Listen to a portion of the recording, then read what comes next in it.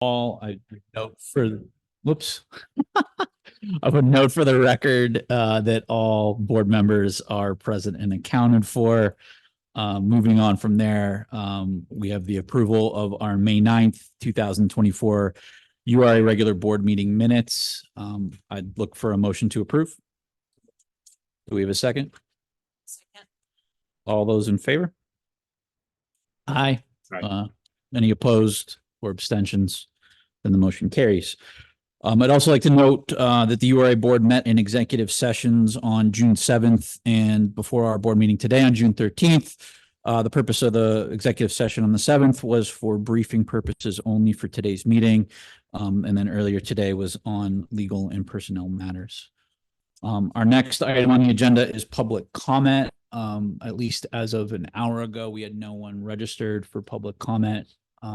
So if there is no one willing to give public comment, we will move next then into announcements. Our first announcement is Center Negley TIF retirement, and I believe James Reed is joining us for this.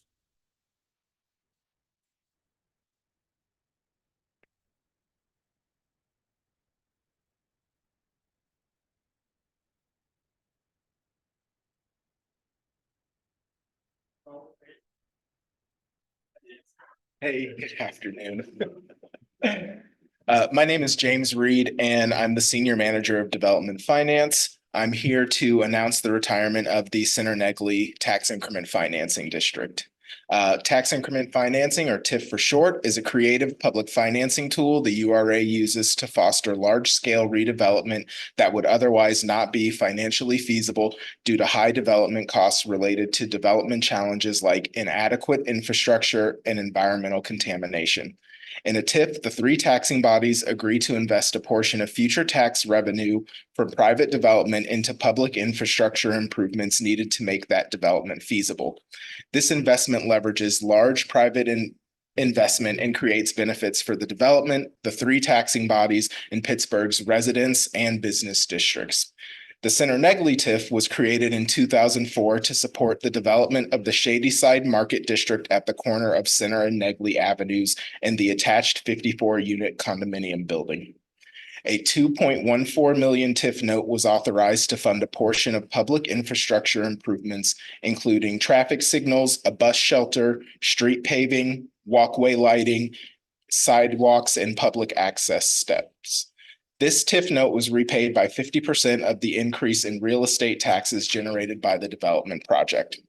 Prior to the development, the taxing bodies annually received $180,360 in real estate taxes. Throughout the TIF's active period, the taxing bodies annually received, on average, $350,000 in real estate taxes. Beginning in 2025, the taxing bodies will receive 100% of the real estate taxes generated by the development, which we project, based on current millage rates and assessed values, will be $559,000. We thank our development partners, South Negley Associates, and the three taxing bodies for their investment in Pittsburgh. Thank you. Thank you, James. Any questions, comments from board members?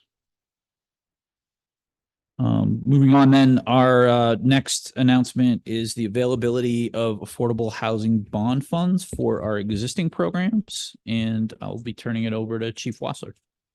Yes, thank you, Chair. In December of 2023, the URA secured $30.6 million in housing development funding via our affordable housing bond issuance. Today's announcement is to provide public notice that these funds are currently available for use via the URA's rental gap program, which supports the creation of new affordable housing units, the housing preservation program, which supports the preservation of existing affordable housing units, and the downtown conversion program, which allows vacant buildings in downtown, underused office buildings, to be converted into affordable housing. Applications for these programs are accepted on a rolling basis, except for the low-income housing tax credit applications, which have a separate pre-application process.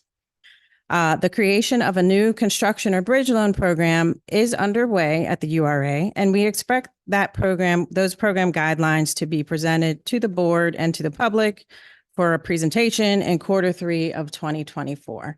So again, this is just to make the public aware that the Affordable Housing Bond funds are available through our existing programs. Thank you. Thank you. Any questions, comments from board members? I would just like to say, it's exciting to see these, come available. I know the team's done a lot of work since the bond closing at the end of last year to develop the spending plan, which we presented to City Council, and to get to this point. So thank you again to the council president and his colleagues, for approving this, the administration for putting this forward. Nearly $31 million in new resources for affordable housing is, a significant investment in the future of our city. And, it's exciting to be at this point. So thank you. Thank you. Our next announcement is regarding the Robert Wood Johnson Foundation Grant Award, and I'll turn it over to our Executive Director, Shashila Namani Stinger. Thank you, Chair. We were invited, and I'm pleased to share that the URA has been awarded a 3-year organizational capacity building grant from the prestigious Robert Wood Johnson Foundation. The URA was one of only 5 cohort organizations in the U.S. to receive this funding. The grant proceeds will help us implement strategies and tactics related to our vision of stability and building strength here at the URA. In addition to this grant in the amount of $200,000, the Robert Wood Johnson Foundation will also provide technical assistance to us and bring together the 5 other organizations nationwide in order for us to learn from one another.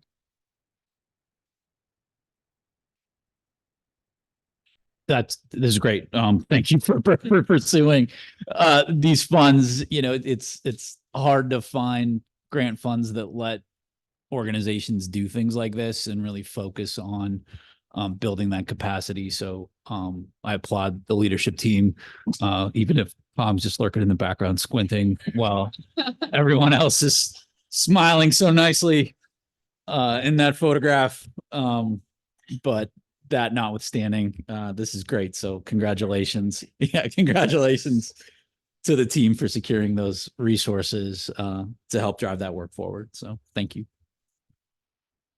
Our next announcement is for our URA summer interns, and I'll turn it over to our Chief Operating Officer, Jennifer Wilhelm.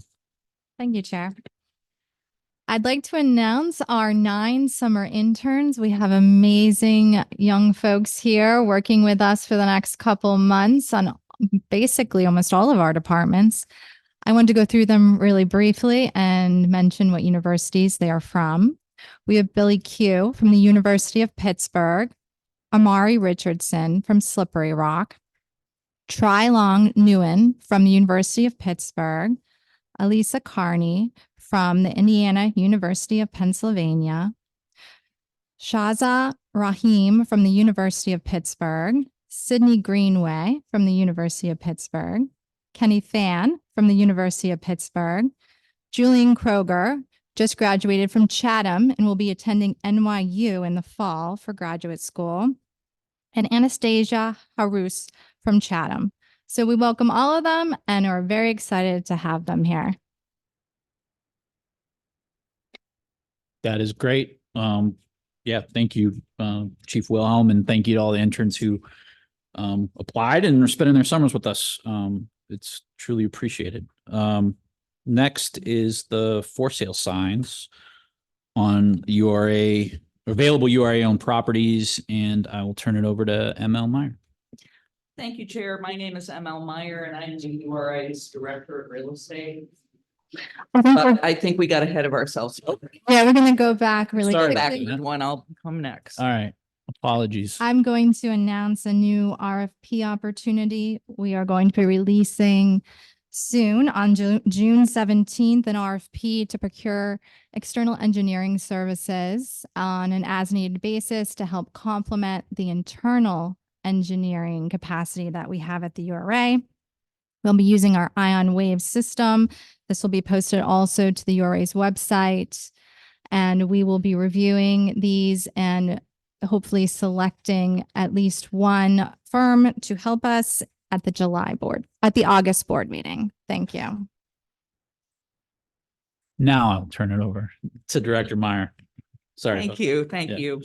Well, I'm pleased to announce that the URA is in the midst of posting for sale signs on its available properties.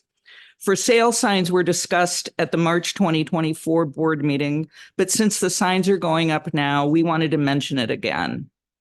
We have about 600 properties, mostly vacant land, that are developable and don't have projects planned or underway on them.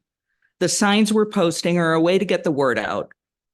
We'd like to expose our inventory to a wider audience, and our hope is to generate interest and solicit development concepts. Any potential sales of property will be subject to the standard URA disposition process. Could I have the next slide, please? One more. Thank you.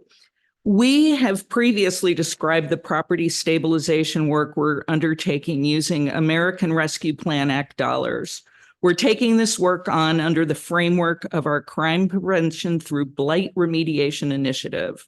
We're stabilizing and seek to activate various publicly owned vacant properties, and I wanted to highlight some of them here since they'll be available for sale once stabilization is complete.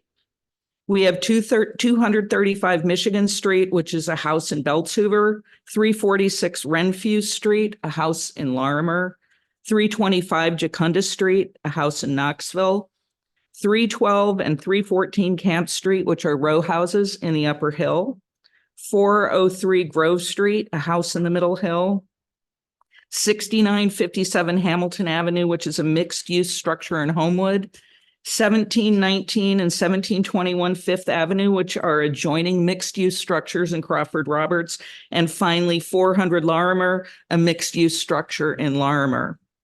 If you're interested in purchasing property from us, please call 412-912-1551 or email propertyquestions@ura.org. Thank you. Thank you, Director. Any questions or comments from board members? Yeah, appreciate your work on this. This is exciting to see. I know it's something that folks have talked about for a bit. It's great to kind of broadcast what opportunities we have available and out there and see what interest there might be. So thank you.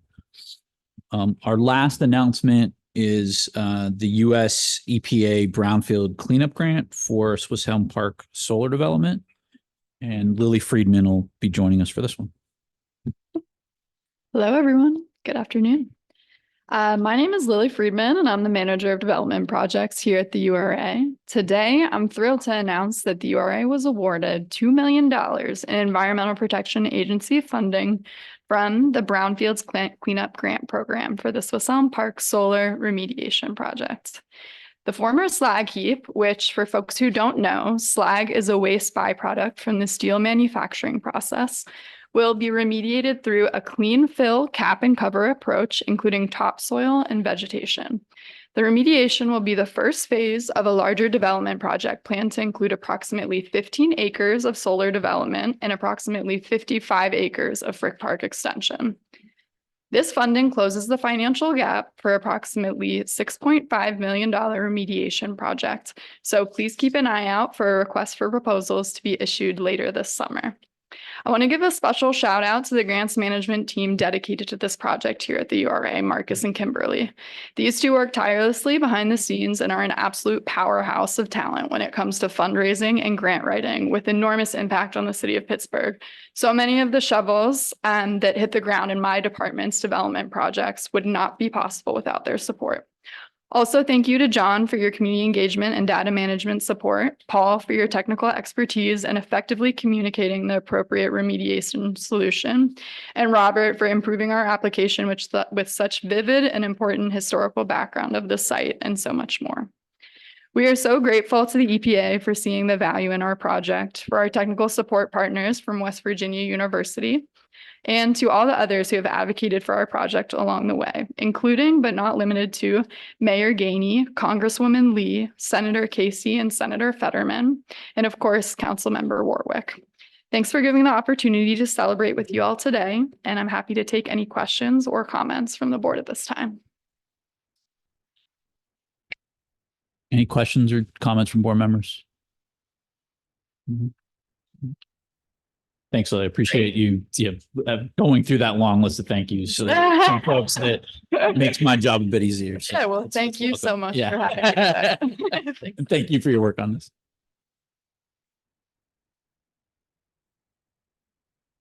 Moving in to the agenda for action, we have items today in development services, residential lending and investments, our typical consent agenda, and then after all of that, we have a non-voting Lower Hill briefing on the agenda.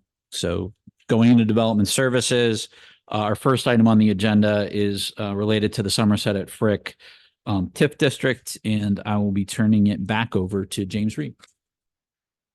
Again, I'm James Reed, and I'm the Senior Manager of Development Finance. Today, I'm seeking authorization to advance and enter into an amendment to the cooperation agreement for the Somerset at Frick Park Tax Increment Financing District. The proposed amendment would allow the URA to retire the Somerset TIF 9 years early and retain the existing Somerset TIF pledged increment to be used to fund ongoing project costs, including environmental remediation, Frick Park extension trails and amenities, and the potential development of a solar farm on the remediated site. There's a lot of detail in the director's report, so I'm not going to try to rehash that.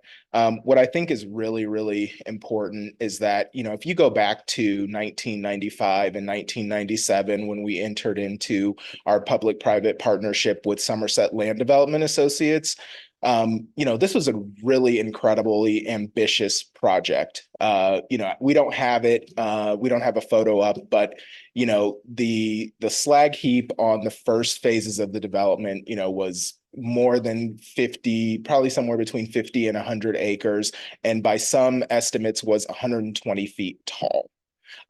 We remediated that site through this partnership with SLDA and other community stakeholders. And not only did we remediate it, then SLDA went on to build a lot of residential units, which by our last count are 508 units. And this remediation was done to the highest residential standards at the time.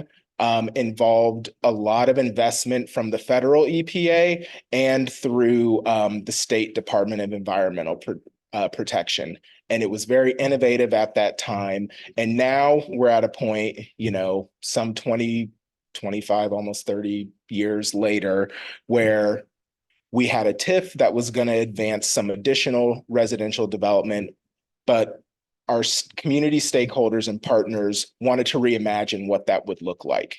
And now we're in a position to finally close out that last piece of environmental remediation and advance a solar farm on that site, and then finally finish the Frick Park extension.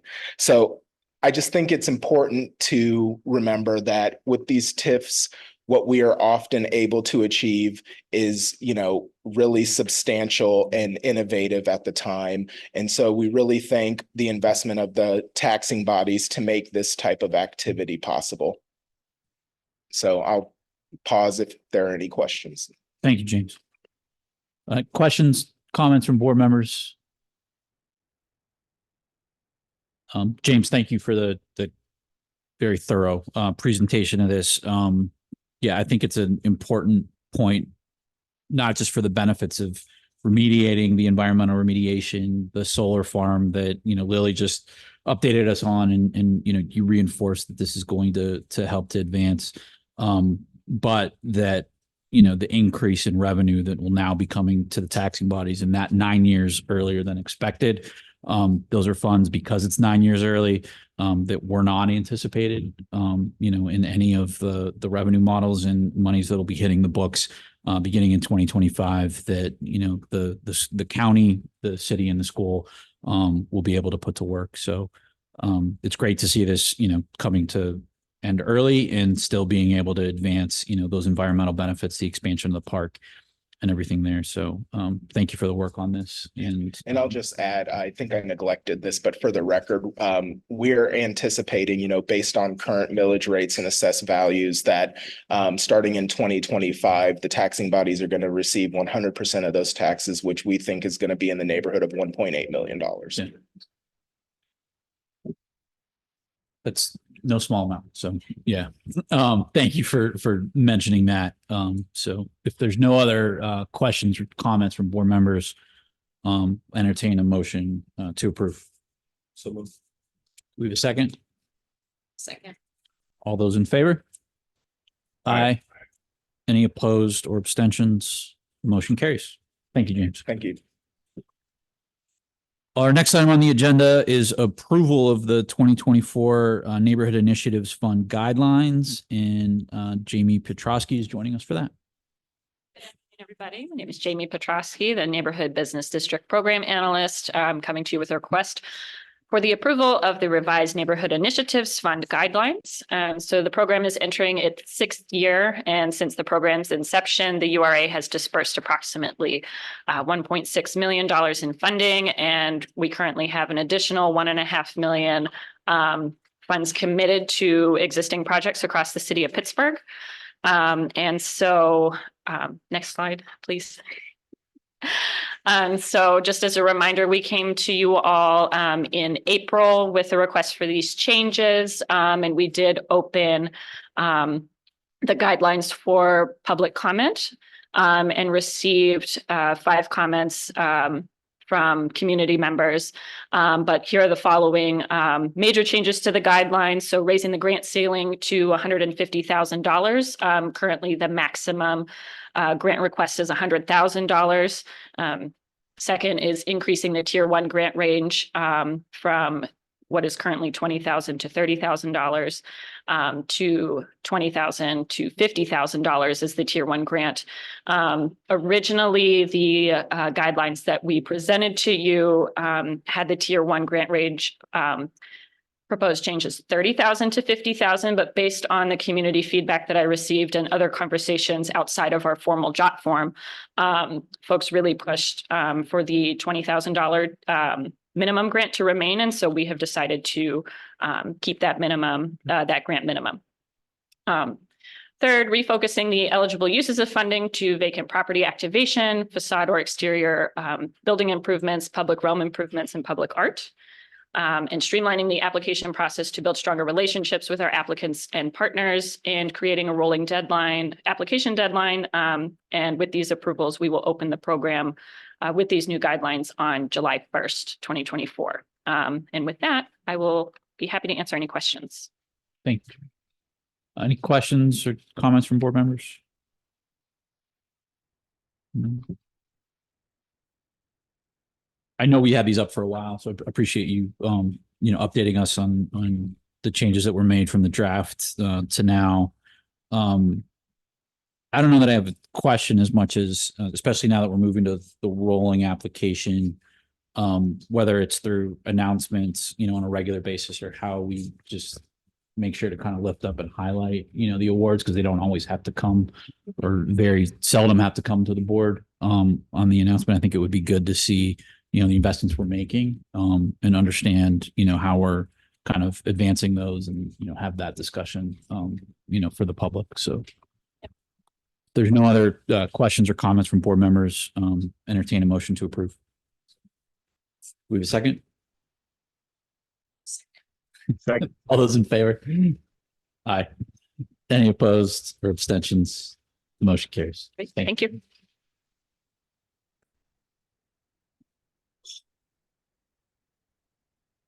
Our next item on the agenda is Communion Place, and Maya Fuse is joining us for this.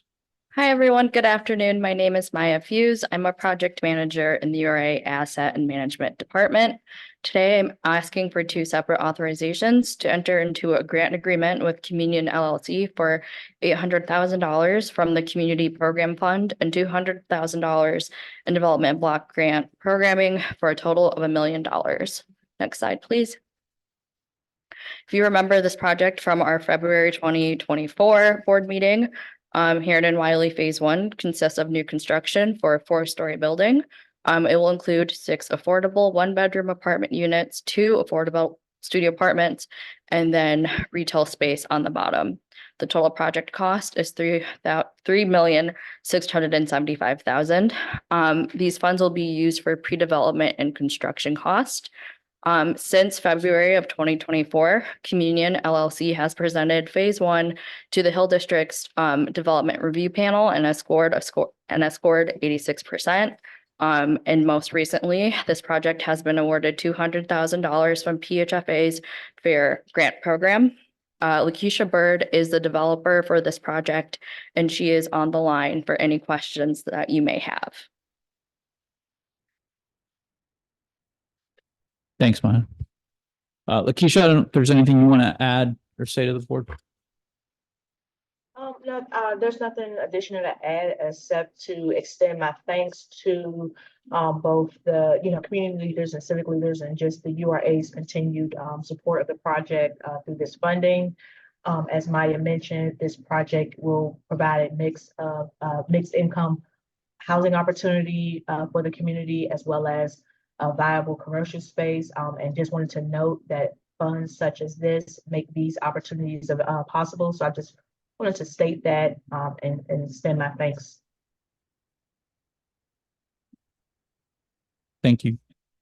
Any questions or comments from board members for Maya or Lakeisha? Just excited to see this move. Sorry, just excited to see this moving along. With this now of the help me out of all the avenues of hope related to Center and Heron. This is what, number 4 that we've completed? 4. Okay. Thank you. Thank you. Thanks, Maya. I do also want to note and thank our federal delegation on this for the funding with the Community Program Fund. I always get that messed up. For their advocacy and placement on this. So Congresswoman Lee's office, Senator Casey, Senator Fetterman, on helping to secure the funding to be at a place where we're able to move this project forward. So hope to see this come back to the board in relatively short order in order to finish out the disposition votes and actions on that. So if there's no other questions or comments from board members, entertain a motion to approve. We have a second. All those in favor? Aye. Aye. Any opposed or abstentions? Then the motion carries. Thank you. Our next item on the agenda is the Bedford Choice Neighborhood Program. And joining us for this is Lily Friedman. Hello again, everyone.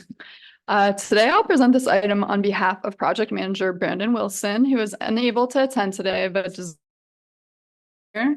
We're so lucky to have a talent like Brandon on our project management team who consistently delivers depth of knowledge, attention to detail, planning expertise, and deep problem-solving skills to this project. Today, authorization is requested for a number of items related to the Choice Neighborhoods Implementation Grant for Bedford dwellings to make critical community improvements.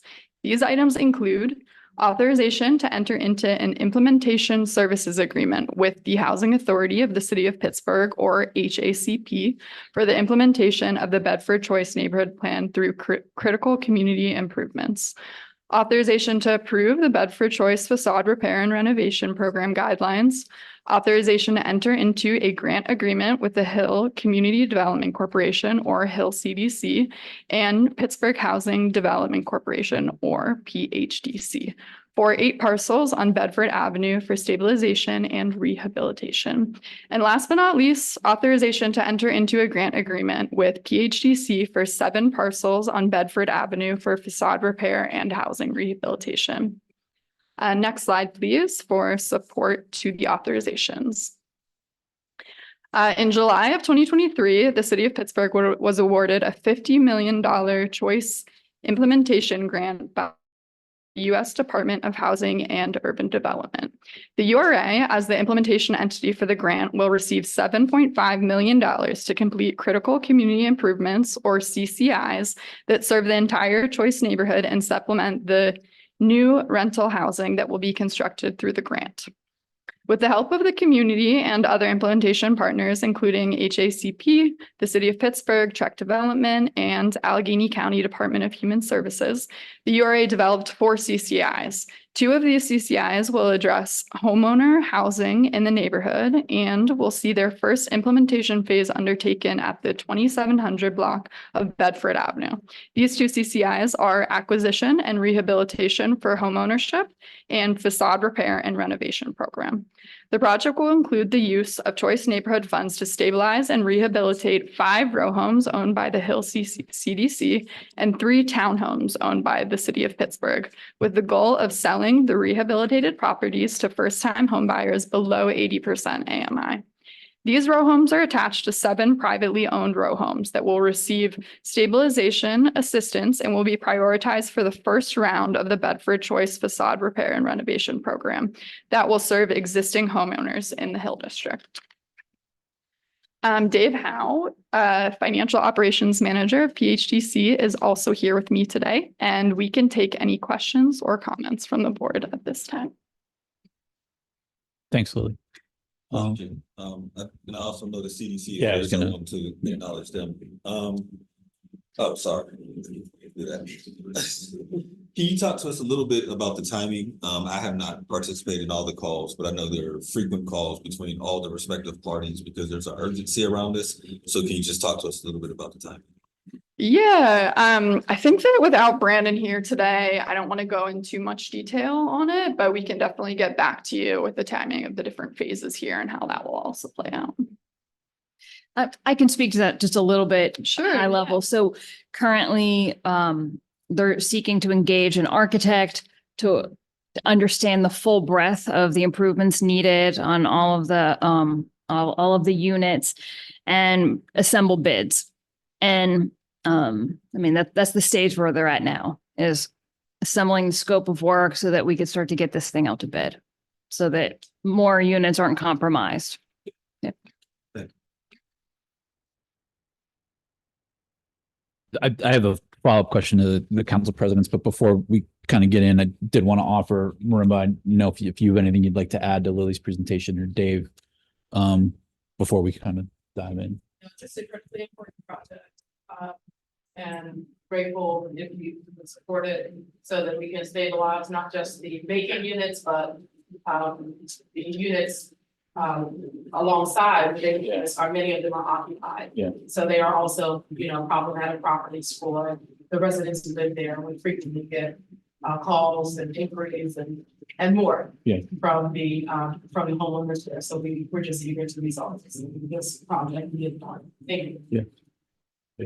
No, I just want to echo what Marimba said. Okay.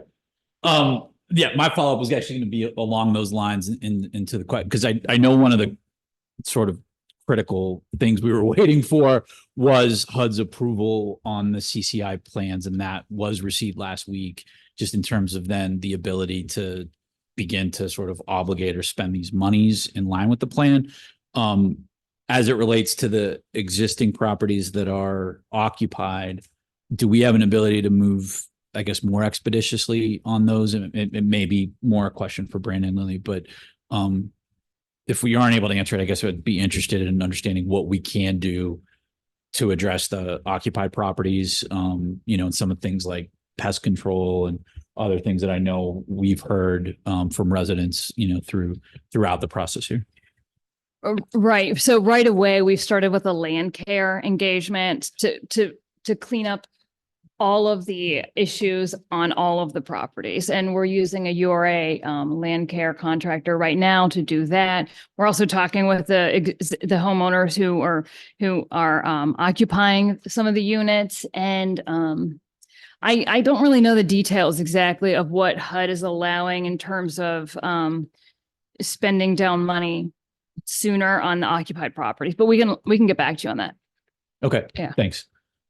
We kind of rushed getting right into the details. I do want to sort of acknowledge and thank and echo Lily's comments on all the work that Brandon's been doing to get to this point. I know he's been dogged about trying to get these approved as quickly as possible. And thank him and his colleagues' work to get to that point. So thank you on that. And it is great to now be at the point where we can ask these questions because I know we were in a bit of a holding pattern, unfortunately, to make sure that what we wanted to spend the money on was indeed eligible. So recognize that point and I'm excited that we can ask these questions to see how we can move certain things along more quickly than others. So yeah, those questions aren't meant as a criticism as much as just an expression of the urgency. So yeah, thank you all for that. If there's no other questions or comments from board members, would entertain a motion to approve. Do we have a second? All those in aye? Any opposed or abstentions? Then the motion carries. Our next item on the agenda is the lottery store in Larmer, and it's the Lily Friedman show today. She's staying here with us for this one. This one as well. Yeah, thank you. So I'm presenting this item on behalf of project manager Bailey Knapp, who was also unable to attend today. Bailey has done an incredible job with this project, navigating a particularly challenging capital stack with the lottery store site. And today's action is a key component to closing the financial gap to start construction on this site. Today we are requesting authorization to transfer $200,000 from East Liberty line item in the Community Development Block Grant or CDBG 2018 Cooperation Agreement to the Community Development Investment Fund or CDIF line item, which will allow us to get these funds out the door to a critical Avenues of Hope neighborhood investment. We're also requesting authorization to amend Resolution 55 from 2024, increasing an amount not to exceed $587,109 using CDBG Business District Support Neighborhood Funds for the lottery store project. And lastly, we're requesting authorization to rescind Resolution 348 from 2021, which increased the total amount of funds allowable to disperse to a contract the URA is no longer pursuing. Next slide, please, for a little additional background on this project as some context for the board authorizations. In August 2018, the URA purchased these properties at the corner of Larmer Avenue and Meadow Street to help advance the goal of revitalizing the Larmer Ave business district. This site is comprised of 3 vacant lots and 1 lot with 2 commercial buildings. The building on the right, as pictured here, 501 Larmer Avenue, has a tenant who leases the first floor of a lottery business. The building on the left, 25 Meadow Street, is a vacant former state inspection garage. Both commercial buildings and the surrounding sidewalks are in need of repair. Once 25 Meadow renovations are complete, the tenant of the lottery store business will move into the fully fit out space right size for existing business operations. Then the URA will renovate 501 Larmer. So keep an eye out for 2 new commercial spaces on Larmer Avenue that should be ready for tenants by around this time next year. Lastly, as part of the project scope, the URA intends to develop a parking lot on the vacant lots next to the commercial buildings to support those developments. The CDBG and CDIF funds requested for the authorization today will directly support the rehabilitation of the commercial properties at this site. I can take any questions or comments at this time. Thanks, Lily. Any questions or comments from board members? I had one just as it relates to the upper floors. Is there anything planned on the upper floors? We've had some preliminary conversations with folks that are interested in the space, but no MOUs or memorandums of understanding have been signed to date. Yeah. Also commercial? Yes, okay. Both commercial. Okay. Okay. No, it's great. It's great to see this, coming along. I know it's one that was important to the Larmer community, throughout the discussions on choice neighborhoods and continuing to see this go forward as the choice work comes to a close, but the investment to continue what that started continues. So it's exciting to see it here before us today. So if there's no other questions or comments for Lily on this, I'd entertain a motion to approve. Do we have a second? Second. All those in favor? Aye. Any opposed or abstentions? Motion carries. Thank you. Great. Thank you so much. Now moving into residential lending and investments, a number of items here. The first of which is the for sale development program for community land trusts, the Hazelwood scattered site, and Ben Payton is joining us for this. Good afternoon, URA board members and members of the public. My name is Ben Payton and I am the manager of residential lending here at the URA. This afternoon, I'm in front of you asking for approval to enter into 2 for sale development CLT construction grants with City of Bridges CLT. The first grant is for $758,317 for the renovation of 4 units in the Hazelwood neighborhood. And the second grant is for $982,463 for the renovation of 4 units across 3 neighborhoods in the north side of Pittsburgh. In addition, we are seeking approval to waive the per unit grant max amount for both projects. Next slide, please. Both grants will be funded with ARPA dollars earmarked for properties that will be included in the community land trusts. The URA created this for sale development CLT program in 2023 with $5 million in ARPA funding. This is the second and third award from this program. The previous award was for $2.8 million to City of Bridges in December 2023 for the construction and renovation of 15 scattered site properties. All 8 of these properties will be made available to homeowners at the 80% AMI level or less. City of Bridges also plans to explore other URA options that potential homeowners can access to make the properties available at deeper affordability levels. In addition, all of the properties will be affordable for 99 years. Affordable housing in these neighborhoods has become an increasingly higher priority as the cost of rental and for sale properties drastically increases, leaving many longtime residents with limited housing options or no option but to leave. Home prices are rapidly escalating at rates like other neighborhoods in Pittsburgh that have been the focus of reinvestment.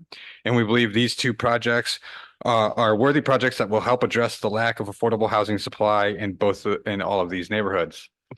Joining me today from City of Bridges CLT is Julie Nigro, Director of Real Estate, to say a few words. I believe she's online.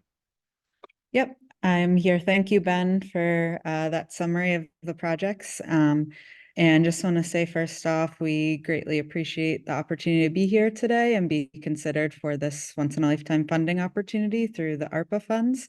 And thank you again to the URA staff as well as to the board for their ongoing support of City of Bridges and our work.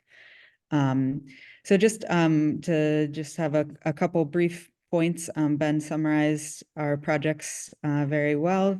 The data shows on average that homeowners move every 7 years. So with our 99-year ground lease, that means that each of these homes are going to serve an average of 14 homeowners.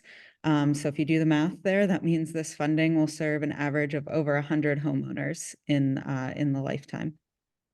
And City of Bridges has worked closely with both of the community groups, all of the community groups, I should say, in Hazelwood and the Northside groups to ensure that we are aligned with the community's visions and the community plan. And all of these homes are going to be renovated to match and restore the neighborhood fabric. And I am happy to answer any other questions that anyone has. And thank you again.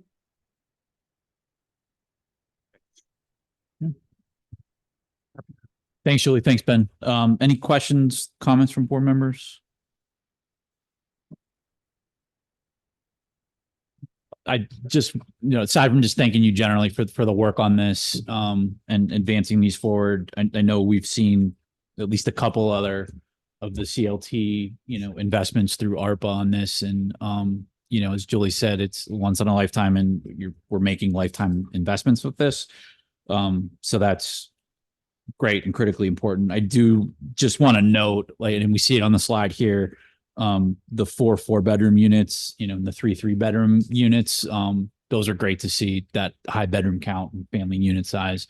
I know it's something that is, critically in need when we're out and talking with folks in neighborhoods. So applaud you for advancing these larger unit sizes, even if that means we have to go outside our guidelines. So appreciate you bringing those forward. Any other questions or comments from board members? Good. How much is left in the trust fund? Yeah, about 460,000 will be left. How much? Okay. And do we need to go to the city to make sure the city signs off on the waiver? To make sure it's in line with the, okay.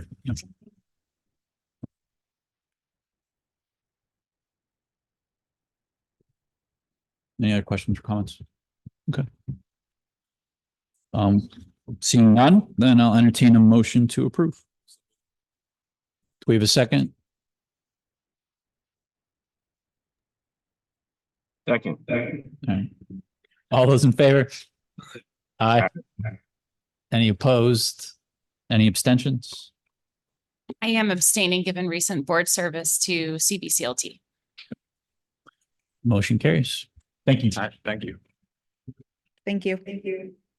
Our next item on the agenda is the Housing Stabilization Program Administration Agreement, and Derek Kendall Morris is joining us for this one. Apologies, Ben's much taller than I am. So. Ben's much taller than most of us. So.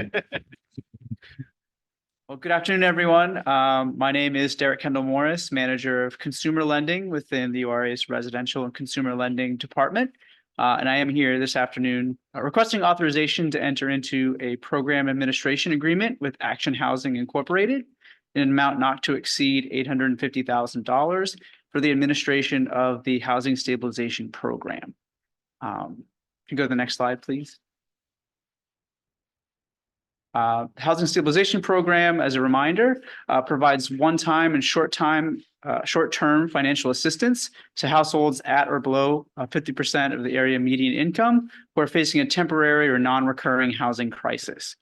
In prior years, we had contracted with Allegheny County's Department of Human Services to administer this program, and then they subsequently subcontracted with Action Housing to run the day-to-day operations of the program. So with this authorization, we're requesting to contract directly with Action Housing to just streamline the process and also to make more of the program's funding available directly to the residents that are applying for assistance. So I'm happy to answer any questions. We also do have Natalie Ryan online with us today from Action Housing in case anyone has any questions for Action Housing. So thank you, Natalie. I don't know if you have anything you want to say before we open it up. I just wanted to say thanks very much for considering this so that we can get more rental assistance dollars out to the community. It's been a really great partnership in this past year, and we look forward to continuing it. So thank you. Thank you, Natalie. Thanks, Derek. Thanks, Natalie. Any questions, comments from board members? Derek, I know you all presented the allocation plan to us a while ago, but just in terms of how the $850,000 compares to previous year's allocations, is increase same amount? Like where is that? Yeah, this was a significant increase. So the 2023 amount was $550,000. So this year we're at $850,000, and the allocation for this particular program has gone up every year.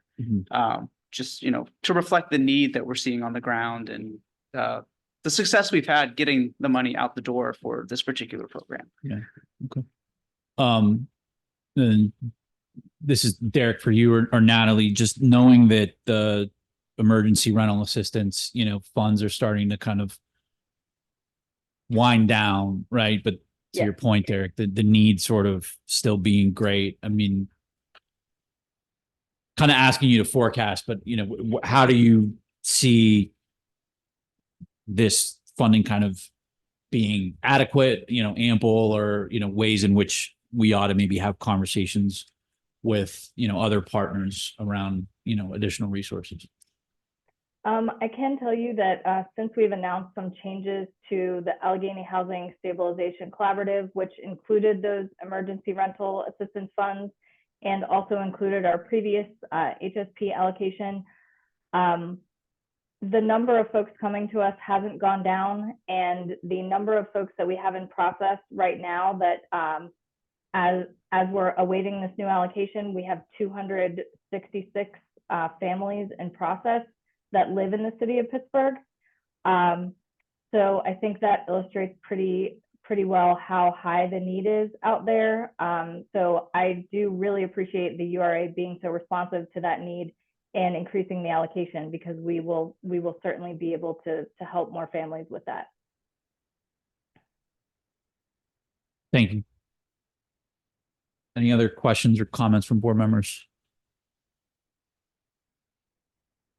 Seeing none, entertain a motion to approve. Do we have a second? All those in favor? Aye. Any opposed or abstentions? Motion carries. Thank you both. Thank you very much. Our next item on the agenda is the Housing Preservation Program, Brymart Apartments, and Brooke Gwynn is joining us for that. All right.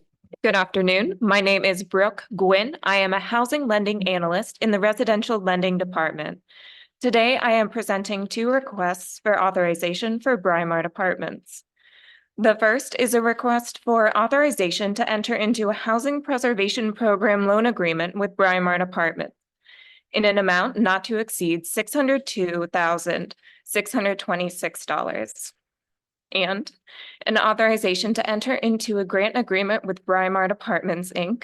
for the renovation of Brymart Apartments in collaboration with Rising Tide Partners in an amount up to $80,000 payable from the Community Development Investment Fund and sourced from CDBG Cares. Brymart Apartments is a 37-unit apartment building located at 8630 Bryceland Street in the East Hills neighborhood. All units for this project will be affordable at or below 50% AMI for a period of 40 years. The HPP loan will have 0% interest with a 50% cash flow repayment structure. Brymart Apartments is the borrower and Rising Tide Partners is the development partner. The building's HUD HAP contract for 36 of the 37 units is at risk of being rescinded due to the building's state, mainly caused by a severe roof leak and related water damage. In 2020, the project was awarded rental gap program funding from the URA to address immediate emergency repairs. At that time, Rising Tide was also awarded a CDIF grant to support HVAC-related costs for Brymart Apartments. The first phase of this project could only renovate 8 of the 37 units and address major repairs. To preserve all 37 units, Brymart Apartments and Rising Tide have applied for this HPP loan from the URA. This phase of the project will finish full renovations of the remaining units and include updates to common areas. Current residents will be able to move into the units completed in the first phase, presenting the need to relocate tenants. The development team has secured multiple grants to complete the capital stack and a loan from Allegheny County's Office of Behavioral Health. The total development cost is $3,632,626, and construction is expected to be completed in August 2025. By completing renovations for this second phase, current residents will not be displaced by the building losing their HUD contract, and the final 29 affordable units will be reintroduced to the long-term affordable housing options in the city of Pittsburgh. I am pleased to now introduce Britt Collins, the board president for Brymart, who is joining virtually, who will be followed by Kendall Pelling from Rising Tide Partners. Thank you. Thank you very much. Again, I'll be very brief. I just wanted to come on and really acknowledge and thank the work of all the stakeholders that has invested in this project. This project has been a long time coming. We are a newly formed board that really inherited this project with all of its challenges. And I know that Rising Tide Partners has been a dedicated partner hired by the previous board to really help raise the capital stack and the funding to really promote this project. Again, we really are very vested in the interest and the housing stability of the 8 residents that do remain in the building. It is very important to us that they do have livable conditions. And as of right now, we continue to move forward and look to see that initial phase of the 8 units being completed. And we do hope for the best And again, our sole focus is to see those 8 residents living comfortably and living in good condition. And so I want to thank the volunteer board that has signed up for this project, that has remained dedicated, committing their spare time, their resources, their expertise, and really showing up in ways, that go above and beyond the call of duty as a volunteer board member. So again, I thank all of the volunteer board members. And again, I want to acknowledge the diligent work that Rising Tide has put in place to raise the 1.4 million that were initially brought on to repair 8 units. And we wait patiently to see those completed, because again, our sole focus is to make sure those 8 residents who do remain in that property do have stable and livable conditions. So thank you again for your time, and we appreciate your consideration of this project.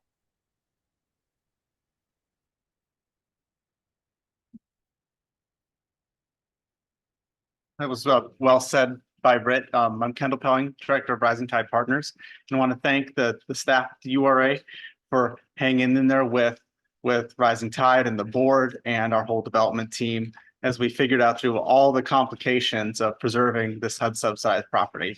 I also want to thank the county's effort, the county executive's 500 units in 500 days effort that really brought us all together, and the county has expedited the approach to bring the Office of Behavioral Health funding to help fill that gap, and also the Pennsylvania Housing Finance Agency that leveraged their HOP MF program for this program. It's a really good example of how when the federal government brings resources for housing preservation and we have good administration to work out the complicated details at PHFA and the URA, just how HUD subsidized properties can be preserved. So I think it's really important to recognize that this project was too small for a tax credit deal. It was too big for the small funding sources typically available. So these federal housing preservation dollars have been really important. So great thanks to the staff, and also want to thank Main and Elm, John Huck, who's been the construction program manager, and to recognize that the MWBE percentage on this project is over 90%. So thanks to HNMS, who's our general contractor, and the other contractors working on it. Thank you all. Thanks, everyone. Any questions or comments from board members? I would just echo the thanks to the staff, to the volunteer board, Kendall, to you and your team for sticking with this project to get it to this point. It's also, of note, these are our first bond funds, I think, going out. So that's great to see, because I know we had gone through the ARPA money that was pegged for the housing preservation program. So this is exactly, case in point why we needed to do the affordable housing bond in order to be able to continue to fund projects like this that are preserving, affordable housing opportunities for our residents to stay in their neighborhoods. So thank you for your work on it and getting to this point. And it's exciting to see first commitment of these funds from the bond go out the door. So if there's no other questions or comments from board members, we'll entertain a motion to approve. Do we have a second? Second. All those in favor? Aye. Aye. Any opposed or abstentions? And the motion carries. Thank you. Our next item on the agenda is the Hazelwood Initiative Scattered Site Owned PGH Construction Grant. And Brooke, you're staying with us for this one. Yes, thank you. Again, my name is Brooke Nguyen. I'm a housing lending analyst in the residential lending department before you this afternoon to present a request for authorization to enter into an owned PGH construction grant agreement with Hazelwood Initiative in the amount of $1,199,000 for the acquisition and rehabilitation of 5 scattered site units located at 183 Marsden, 312 Renova, 316 Renova, 425 West Elizabeth, and 5127 Roma Way in the Hazelwood neighborhood. In addition to the request for the owned PGH construction grant sourced from the American Rescue Plan, the financing includes a line of credit from First Commonwealth Bank and a fair grant expected to be announced this month. The total development cost is $2,165,000. The renovation of these properties will help residents stay in the neighborhood they call home amid rising sales prices. Hazelwood Initiative has completed several similar projects that included the rehabilitation of a home and selling it affordably. The unit mix for this project includes a variety of home types accommodating different household sizes and needs. Hazelwood Initiative's renovation plans for each property include thorough repairs and updates, including a focus on energy efficiency, supporting long-term utility savings for future homeowners. All properties will be sold to households at or below 80% AMI with a deed restriction for 30 years. To speak more on this project, allow me to introduce Nancy and Raymond from Hazelwood Initiative. Hi, I'm Nancy Nosk. I'm the Director of Real Estate with Hazelwood Initiative. I replaced Dave Bruton, who had been there a long time. So a lot of the homes that we own, 65 of them, they're affordable rentals. So we have quite a big portfolio. And there's something I never, ever take for granted. And that's walking home at the end of a day and sitting down on my couch and saying, this is my home. So we're going to provide 5 homes for someone. And we've done our homework, so we really appreciate this. Ray is our construction manager. I don't know if you want to say anything, but really appreciative of this. It's going to go a long way. Yeah, we're going to be using Burnett Construction, who we've partnered with in the past recently to improve a couple of our other homes for sale.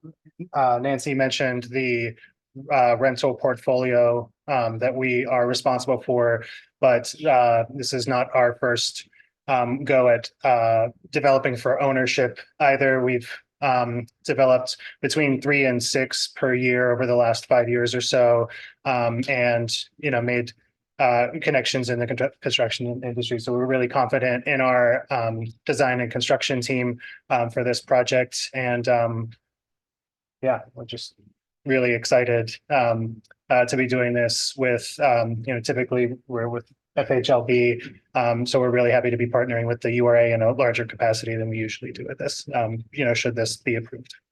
Thank you. Thank you all. Any questions, comments from board members?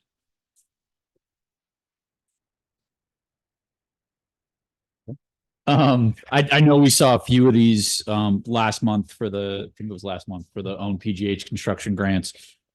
So thank you all for your work on this one specifically, but again, want to thank Chief Wassler and the team in our housing department for thinking creatively about how to put the own PGH dollars out on the street, just given some of the time constraints posed by ARPA, so that we're ensuring, that we're delivering and maximizing, those units we're making affordable to folks, in addition to just the consumer program, which has been, incredibly successful with over 100 closing so far. What number are we at now?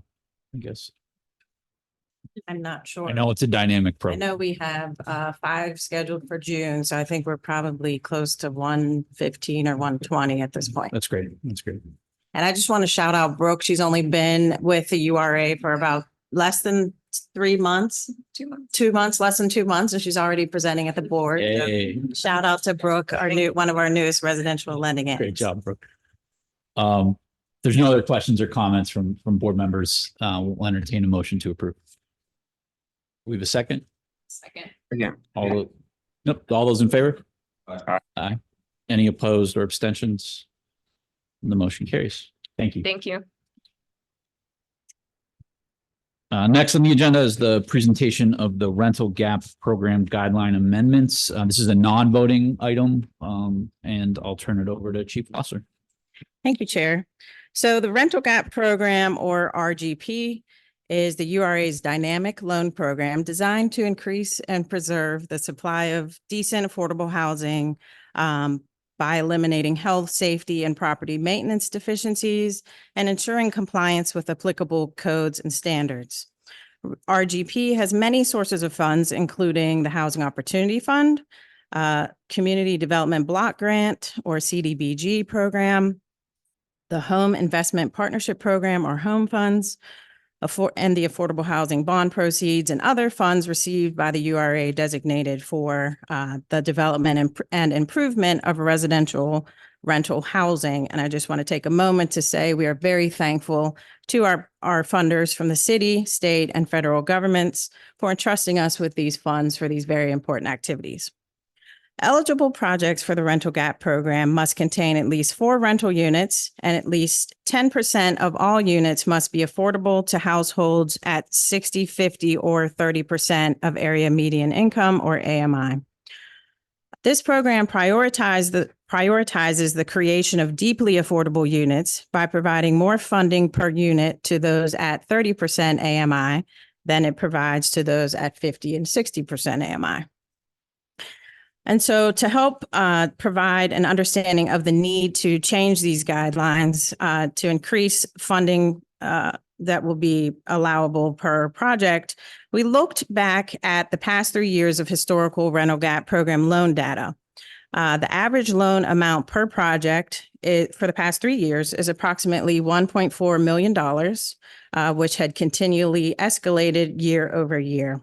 And in the URA's 2024 low-income housing tax credit pre-application round, more than half of the 17 applicants have requested more than $2 million in rental gap funds, with the average request being $2.7 million.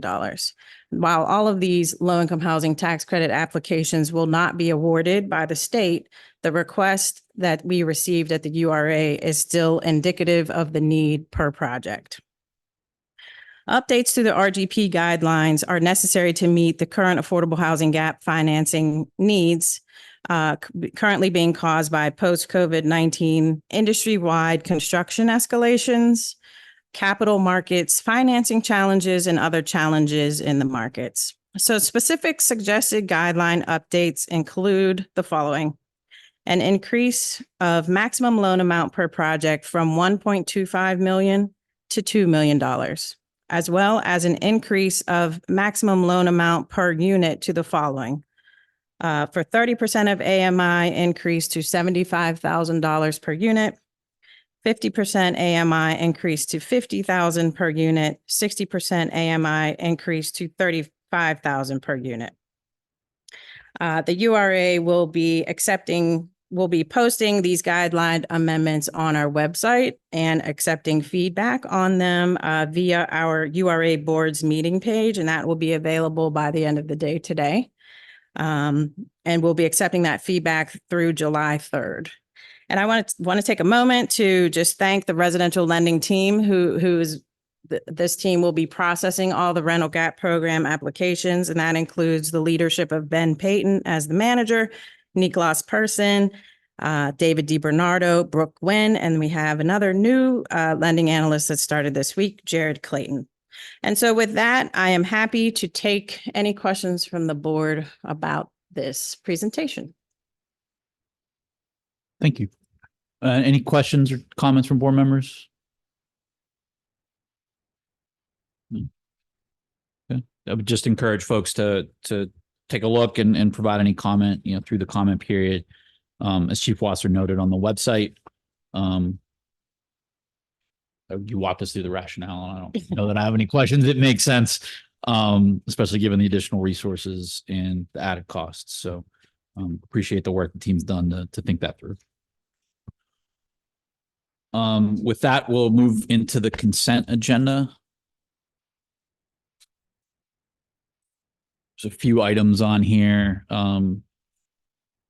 If the board has any questions or comments on the consent agenda. If not, I'll entertain a motion to approve in its entirety. So we have a second. Second. All those in favor? Aye. Aye. Any opposed or abstentions? The motion carries. We will go into a 10-minute break here for folks, and then head into the Lower Hill redevelopment Block E briefing. Thank you.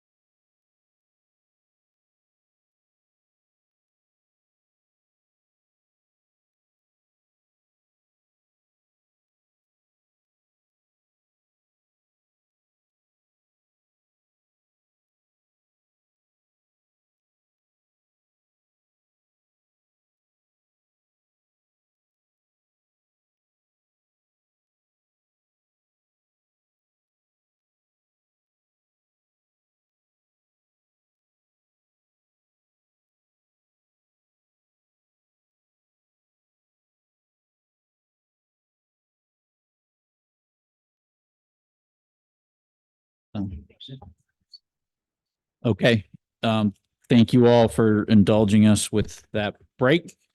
We'll be moving in now to a non-voting briefing on the Lower Hill redevelopment for Block E. Before we dive into the presentation, I know we didn't have any registered public commenters, but did want to open if there is anyone who wanted to provide public comment.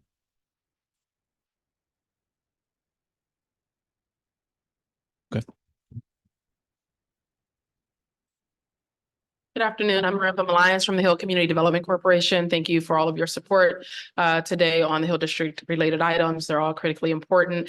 Obviously, the Lower Hill Development project is also very important.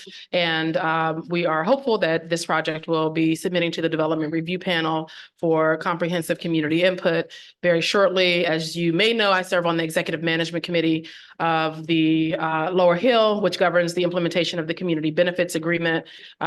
I am, hopeful that we can have an opportunity to review this project at a deeper level. And so far, the development team has demonstrated some interest. The new development team, I'll say, has demonstrated some interest and willingness to be a better community partner specifically for this block and this project. We will keep you all apprised. They have not made their submission yet. We will keep you apprised to let you know. And so please keep that in mind during this briefing. And I presume this is the 30-day briefing prior to a vote, that by the time you get your next briefing, hopefully there will be positive news, but we will keep you updated. Thank you. Thank you. Anyone else for public comment? Okay. Then I will turn things over to Julia McMahon and Tom Link. Yeah, thanks so much. I'll start. I'm Tom Link. I'm a Chief Development Officer here at the URA. Thanks, Chair, members of the board, members of the public. To Myrna's point, so today is a non-voting briefing as to the Lower Hill development site, and specifically as to the status of the Block E development parcel.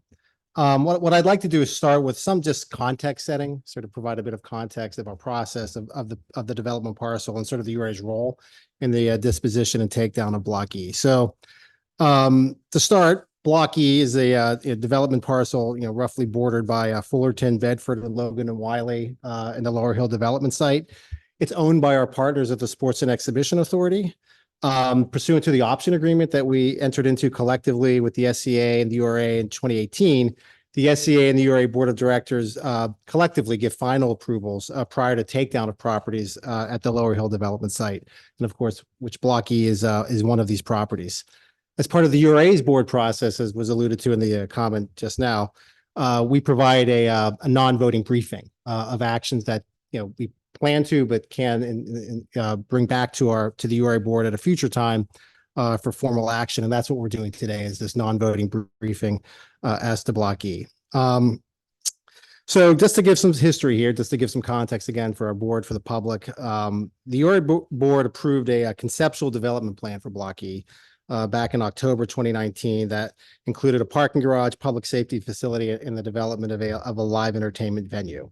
Back in May 2023, which many of us certainly will recall, the URA and the SCA boards, of course, also approved the takedown of Block E essentially for this development plan, included the parking garage, public safety facility, and the development of a live entertainment venue. And I invite folks, I won't get into the full detail, but there's a chart in the director's report that provides specific detail as to the development program, total development costs, et cetera, at the time of the takedown and authorizations in May 2023.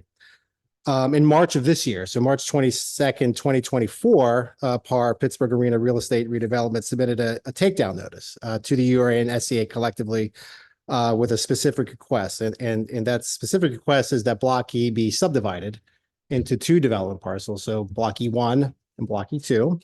Block E2 is what's the subject of this briefing is. Block E1 would be held for a future, perhaps takedown, specifically as the parking garage. So in most simple terms, Block E1 is a parking garage, future parking garage, and public safety facility. Block E2 is the Live Nation entertainment venue and commercial space. So those are the two development parcels that we're talking about. So the takedown notice for in March of 2024 requested this. This would then ask the respective authority boards and the respective authorities to consider this takedown.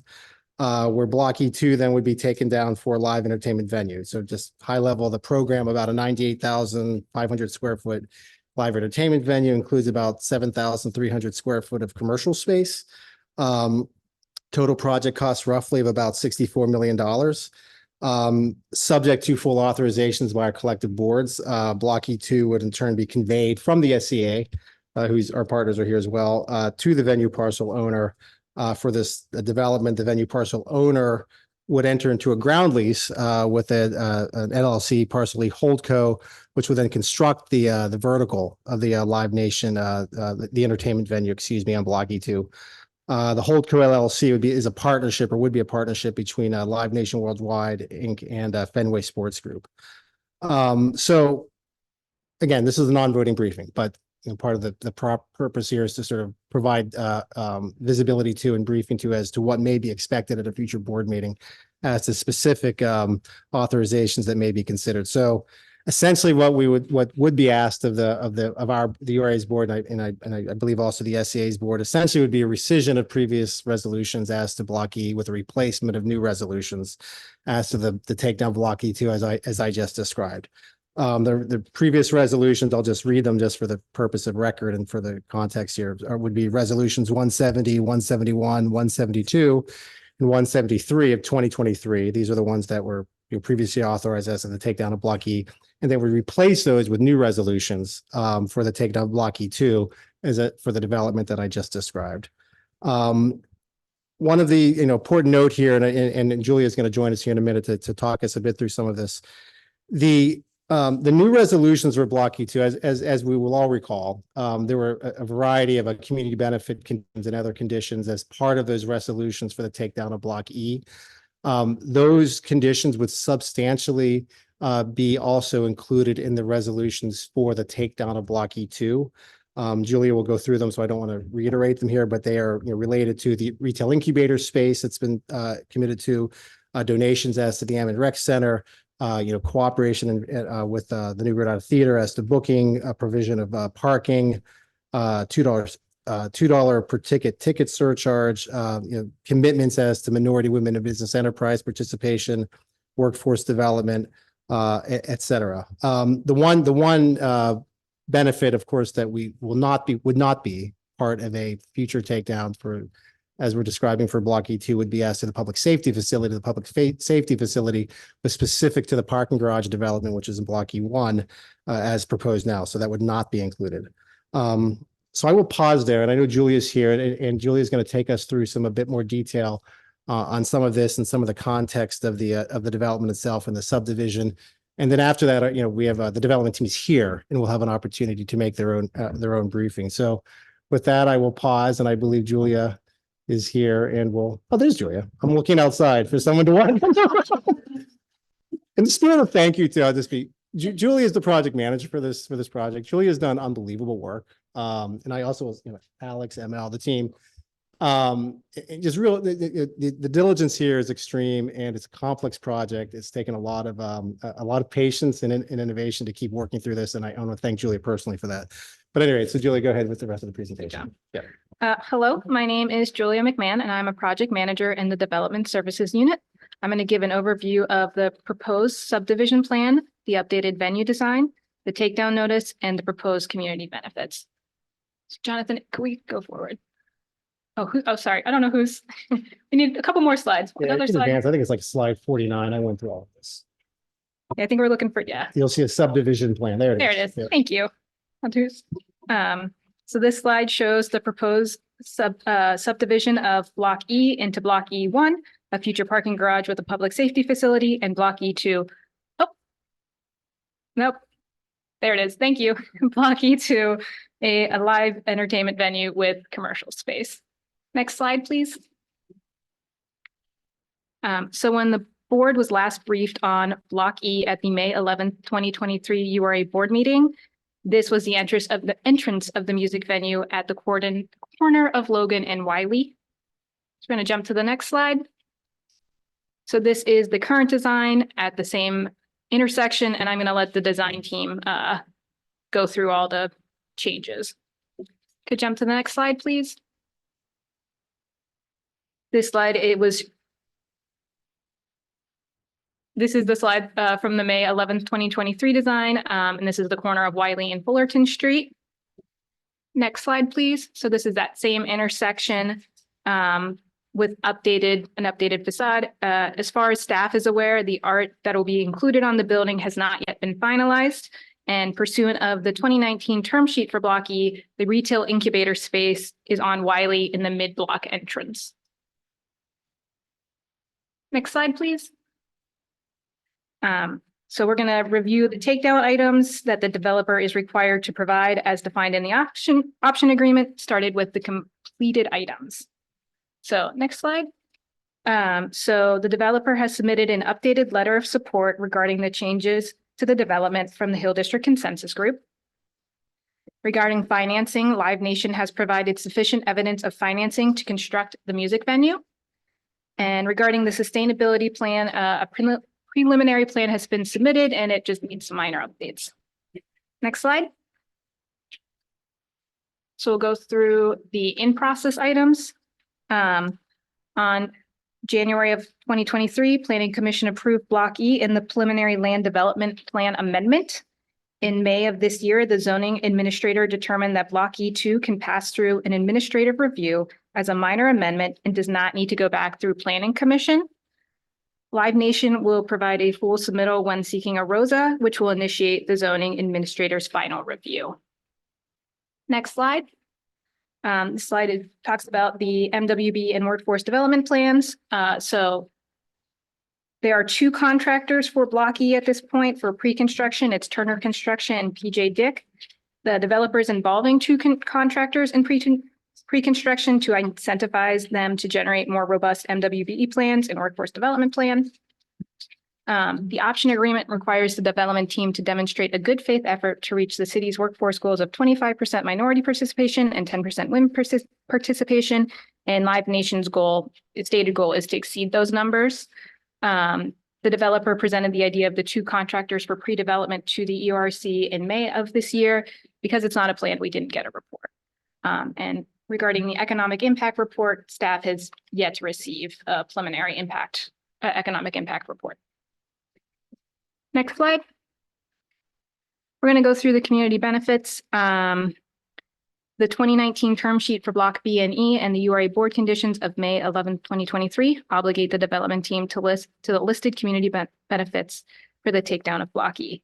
We're going to go through these one by one, so I'm not going to read them here, and Tom already kind of captured them. Just give everyone a minute to take a look. And so these are the proposed community benefits to be fulfilled by the development team for Block E2. The public safety facility has been removed because it's not included in the parking garage, and the Penguins donation to New Granada Theater has been removed because that obligation has been fulfilled. The proposed Block E2 resolutions are, as Tom stated, substantively the same as the current resolutions. If approved, the proposed resolutions will be captured in the disposition agreement, a recorded document that runs with the land that is still under negotiation. So we're going to go through the benefits. So next slide, please. The incubator space of 1,200 square feet will be placed on Wiley Avenue. And regarding the Ammon Recreation Center donation, PAR will make a $900,000 donation to Ammon in phases. $250,000 will be paid at the financial closing of the venue. Then 12 months after that, PAR will pay an additional $250,000. A final payment of $400,000 will be paid at the financial closing of Block E1 or is otherwise required by the URA or city. Next slide.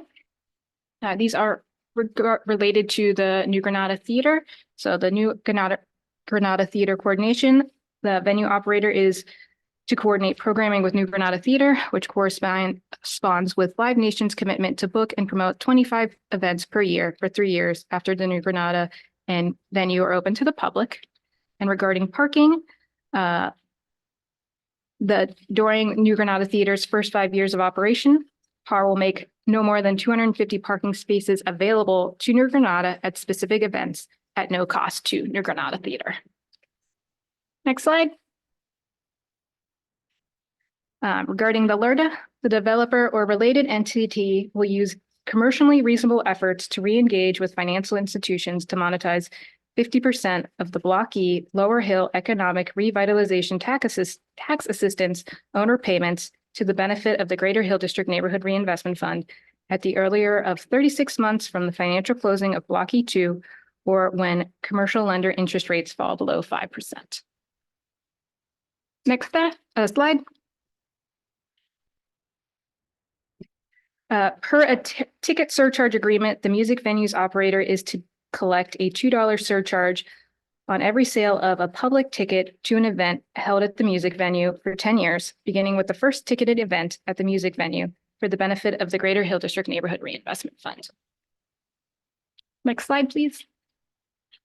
The venue developer is to comply with the MWBE Sustainability, Economic Impact, and Workforce Development Reporting and Compliance measures as described in the option agreement for Block E2. Next slide. PAR or its developer will submit proof of financing for the curtain call project when the curtain call takedown notice is submitted. And the Penguins Foundation or a related entity is to serve as a member of the New Granada Theater's fundraising committee. Next slide. PAR and the venue developer will pursue a Hill District-oriented training program through First Source Center and Partners for Work, focusing on training and hiring employees. All right, this is the end of staff's presentation. We have members of the development team joining us in person and virtually to provide their briefing. If you don't have any questions for staff, I will hand the podium over to Craig Dunham, Senior Vice President, Development for the Pittsburgh Penguins. Thank you, Julia. And again, I want to reiterate our appreciation of staff's ongoing commitment and support in this complicated project and the board sticking with us for so many years as we try to advance this effort.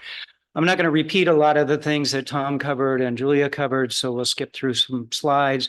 But basically, we're at a point where we thought a year ago we had a garage that was leading the effort, that it would take down the land, perform some work, and that the venue would follow on its timeline and start its construction once the garage was out of the way. We moved forward after the board approvals in May of last year, working through the disposition agreement process and making efforts to secure financing for the garage. It became abundantly clear towards December, January of last year that we were in good place with the disposition process. I think everybody was on the same page about how that was going to work, but we were really struggling on the financing side with the interest rate environment, construction costs continuing to escalate on us, and really the dynamics of parking in general in downtown and the cycles and patterns of uses. And it became difficult to consummate that transaction. So we decided to pivot. We decided to separate the two projects, remove any interdependencies between them, and submit before you for your consideration as well the SEA, a standalone subdivision and takedown for the venue project. And that's basically what we're doing is we're just bifurcating the process, two separate takedowns, and trying to build on, preserve the work that had been done, the approvals that we'd secured collectively, the efforts in the community that we'd advanced, and really the spirit and framework of the conditions that Julie outlined, and allocate those where we thought appropriate and where they made sense and where they could be delivered between the two projects. So that's what we're here presenting. You know, we want to keep going with this. We've got a very motivated partner at Live Nation. They have projects all over the world, all over the country, and we want to secure and support their efforts here in Pittsburgh as they move forward. And the goal being start a construction in the fall of this year. I'm going to introduce the Live Nation team and let them go through who they are, what they are, and what this project is about for them, and then we can answer questions. Thank you. These don't have paper. Hi, I'm Sarah Silvestri. I represent Blueprint Studio from Live Nation. Just wanted to say thank you for having us today, and I really appreciate the opportunity to speak with you. So if you could just jump to the next slide, please. This is just a quick snapshot of what we'll be discussing today. I believe you have this, so I won't go through the topics. I did want to make one note. I don't know if it's a correction, but just a comment that we have not completed our community engagement process. I understand that there have been engagements in the past. There have been letters of approval submitted in various capacities, but we ourselves are in the process of implementing our community engagement plan. We've had the opportunity to meet with some people so far, but what I'm going to describe to you is explaining the process that we're in and the process that we plan to complete over the next couple of months. So Live Nation and Blueprint Studio are really excited to be, part of the neighborhood, part of, a good neighbor. And we really want to make sure we're developing and our relationships with all the, local stakeholders, all of the community organizations. And we want to make sure that we're building strong foundations with these groups to gain insights into the community, insights into Pittsburgh, and specifically the Hill District. This insight has already been incredibly insightful. And our goal is to just, again, strengthen these relationships and make sure that we're enhancing and supporting the diversity of the cultural landscape that is already prevalent in this neighborhood. If you could jump to the next slide, please. So our approach is based on these 4 pillars. We want to make sure that we're in constant open dialogue with members of the community, specifically, again, the Hill District. We want to nurture ongoing relationships, create transparency by regularly updating the public, and collecting community feedback. So right now we're in the process of creating a website. There's a page of it has been launched, but we want to make sure that we're creating a form so people can submit their feedback on the project. And also, once we meet with members of the community, you're seeing some of their logos up here now. It's not a one and done. We're going to maintain open dialogue with them, try to continually meet with them. We're in the pre-con process right now, but as we move into construction and as we move into opening the venue, we want to keep that line of discussion open. So if you can jump to the next page, please. This is just the overlook and outlook of our calendar right now, and all of the meetings that we have scheduled to date. This isn't, holistically inclusive. There are several other organizations that we're hoping to meet with, and we're looking into, some of the groups that would be benefiting from having a music venue, kind of creating an artist, music catalyst in that district. So we've been lucky to speak with the Hill District Collaborative, Uptown Partners, and Duquesne University, as well as the Hill District Consensus Group. And we've recently acquired all of the content required for the DRP. And we're moving through all of that material now. If you could go to the next page, please. This is a conceptual architectural rendering of the corner of Logan and Wiley. Our architects alongside us and our operations team have worked really hard in trying to make sure we're creating a state-of-the-art venue, really focusing our energy towards that corner of Logan and Wiley. It remains the primary entry, but we've created view sheds along that facade to make sure that there's always a view of downtown Pittsburgh, and that there's always an energy and a vitality there. So we don't have plans included in this presentation today, but I'm happy to walk through any questions that you may have. And if you can go to the next slide, please. I'm going to try to move through these quickly as we've discussed a lot of it already. We are committed to achieving this 30% MBE and 15% WBE commitment. And we're working towards that 20% workforce development. As of now, what I can speak to specifically is that we're in the process of developing this from a pre-con perspective. And to date, we can report that we've spent 53% of our spend has been towards minority-owned businesses. 52% of that is Black-owned businesses, and 6% has been women-owned businesses. We are looking, obviously, to diversify that and grow that. And as the project continues, we hope that these numbers improve. This was explained, I think, before, but we are taking a slightly unorthodox approach to how we're approaching pre-con. We've engaged 2 construction firms, Turner and PJ Dick, which both have local presence here and have a lot of experience in implementing the CSIP process, in which they're presently planning around at the moment. And so the next page just sort of highlights the different approaches that they'll be taking towards workforce development. Turner has a fairly well-established workforce development program in place already.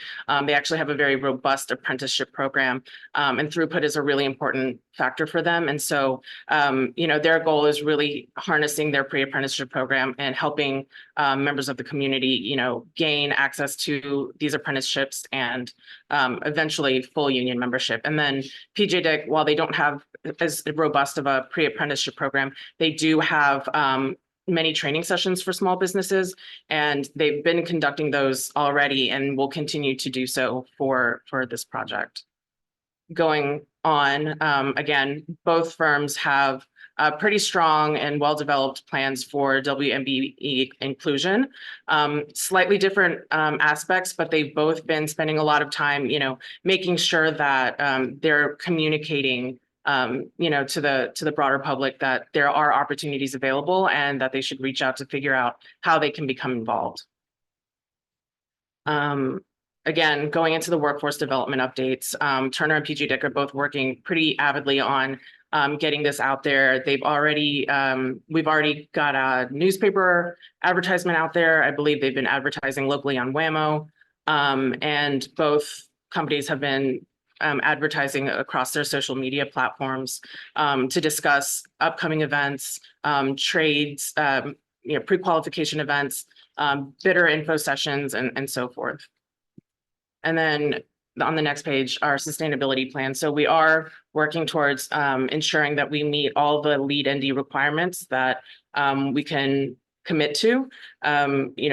Big parts of our project have been dedicated to making sure that our sidewalks remain accessible, and a really strong attention has been paid to making sure that our rainwater detention system is well designed within the site.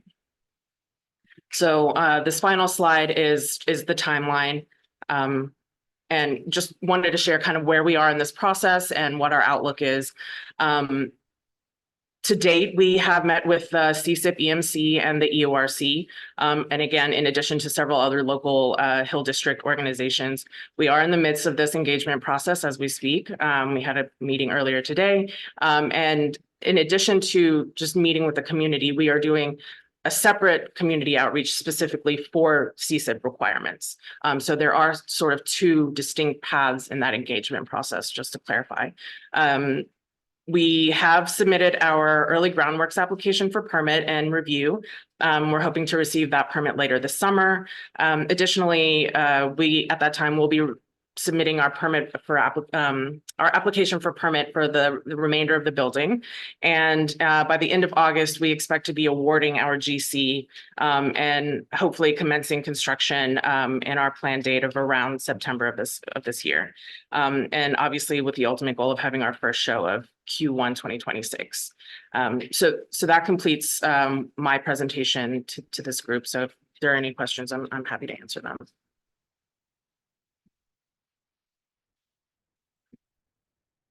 Thank you all. I'll open it up to board members for questions and comments. I know we covered a lot of ground there, so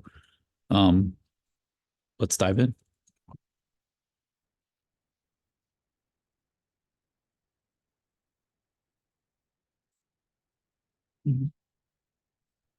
Director Williamson, were you trying to come off mute? Sorry. I wasn't, although Okay. I was going to ask if the slide deck could be shared electronically with those of us who are not physically present. Looks like you guys have physical copies of the slide deck, so if after the meeting somebody could share electronic version, that would be great. Yes, we can do that. Okay.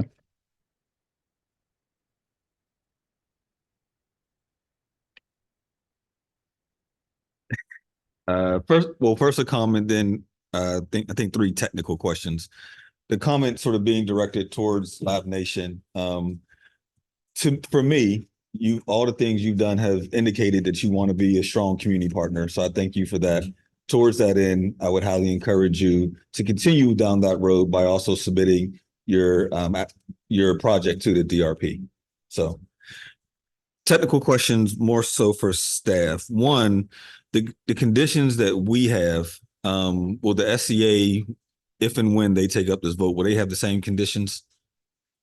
So I'll say this, the existing authorizations that both URA and the SCA have, the conditions that were the URA board conditions were only, I believe, and Jeff, correct me if I'm wrong, but we're only part of the URA authorizations, but that said, flow to the disposition agreement, which is the recorded document that would run with the land that both the URA, the SCA, and the developer enter into as to the closing on the land.